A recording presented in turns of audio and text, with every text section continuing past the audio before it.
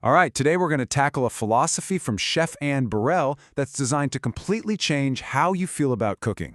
The goal here is simple, to help you stop feeling like a guest in your own kitchen and finally start owning it.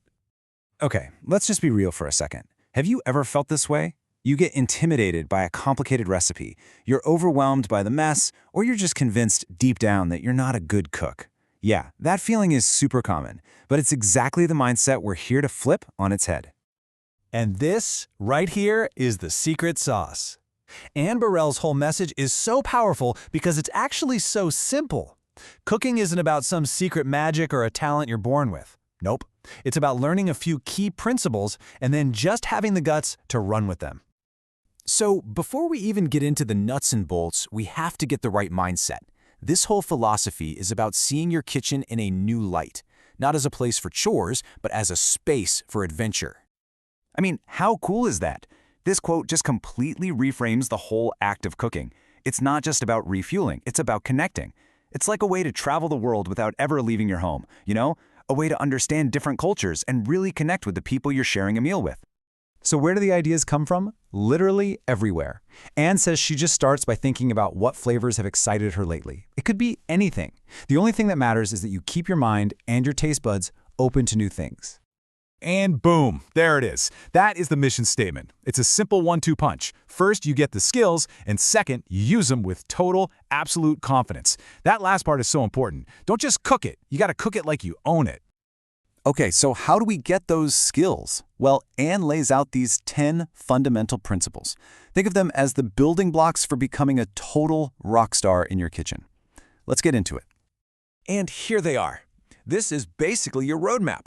Now, we're not going to break down all 10 today, but we are going to highlight a few that are absolute non-negotiable game changers for any cook.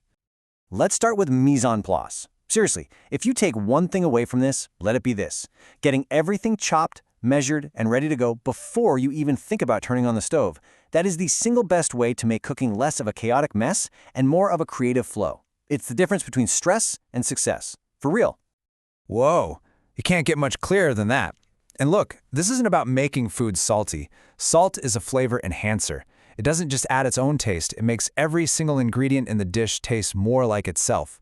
It literally unlocks the true flavor of your food. And here's where so many of us get it twisted.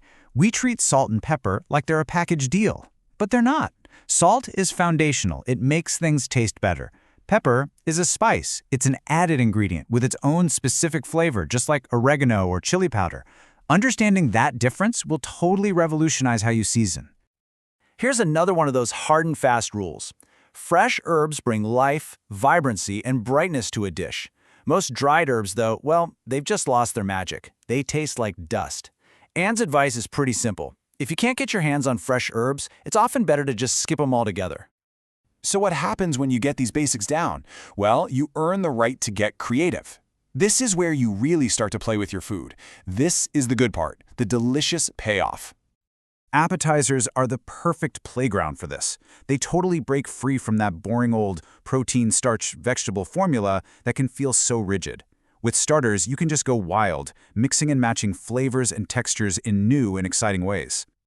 I mean, just look at this list. This is what happens when you start cooking with confidence. You stop thinking about what's traditional and you start thinking about what's delicious.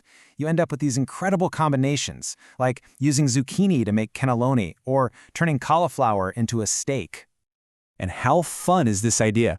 A whole meal made of nothing but small, creative, amazing bites. It's a completely different way of thinking about dinner, and it's totally freeing. So, let's bring it all home. What's the final piece of advice? The essential attitude you need to just take over your kitchen for good. And here it is. This is such a simple but crucial reminder that applies to, well, almost everything. When you're searing meat or roasting veggies, don't be scared. Let it get some color. That beautiful browning, that's where all the deep, complex flavor comes from. So remember, brown food tastes good. And that's really what it all boils down to. Cooking should be fun. It should be an adventure.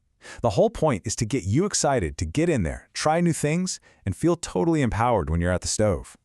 Because with this mindset and these basic principles, you absolutely can. So don't just ask yourself what you're going to make first.